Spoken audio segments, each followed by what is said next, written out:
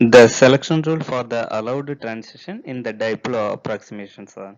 So here we are not going to solve the dipole approximation, the allowed transition explicit way. Just we are going to give the qualitative result here. So we need to understand what are the transitions are allowed in general for the delta L, delta M value. They are given asking the question the selection rule for allowed transition in the dipole approximation.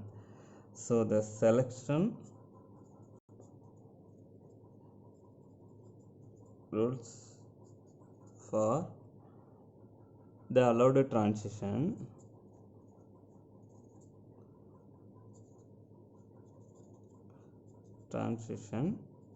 in dipole approximation. What is the value? Dipole approximation. So this is the one we are going to see it now. In general, for any allowed transition, the suppose think this is a electronic energy level for the orbital quantum number L equal to 1. L equal to 1 in the external manifold, it can split into 3. That means L equal to 1, it represents the p orbital. P orbital having 3 energy level. It would be in general it is degenerate without external manifold. Suppose if you are giving external manifold is non-zero, then it will split into 3 energy level. One is represent as 0, then another one is -1, another one is +1. This is for L equal to 1. The allowed values of L equal to 2L plus 1 value. In the similar manner for s orbital L equal to 0, it is having only 1. The M also it's 0. In general, these values are M values, these values are the L value. L equal to 0, it's 1. This is the L values. For the dipole approximation, the transition, that means s orbital to p orbital, if any electron is jumping, think the one electron is sitting in the s orbital. If it is jumping to the p orbital, it can jump here, it can jump in the p orbital to this state, or it can jump to this state. It can jump any one of the three states. That means the allowed transition is possible any values of m. That means m from the 0 to 0, it can take the, it can absorb the photon of energy h nu. Then it can goes to m equal to 0 to 0, or m equal to 0 to -1, or m equal to 0 to +1.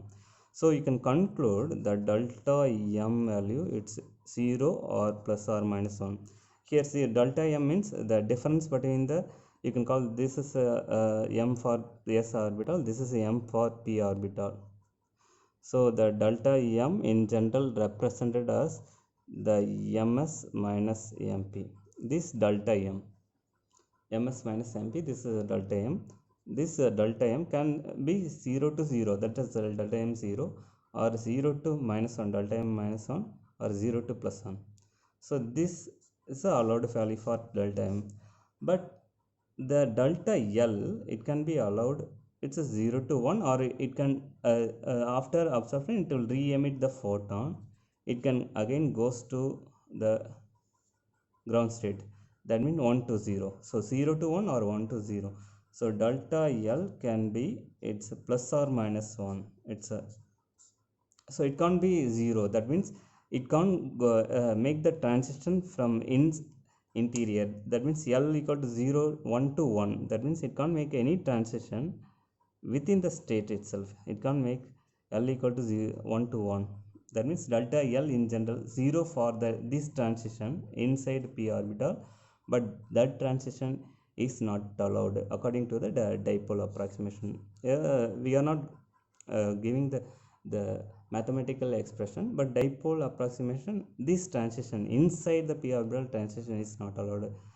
The s orbital single state will be there. In the same manner, d orbital inside the transition it is not allowed, but it can transmit one orbital to another orbital. That is a dipole approximation. So this is the right answer.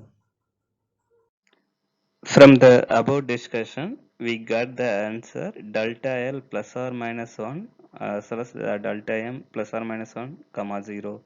So the option D is the right answer.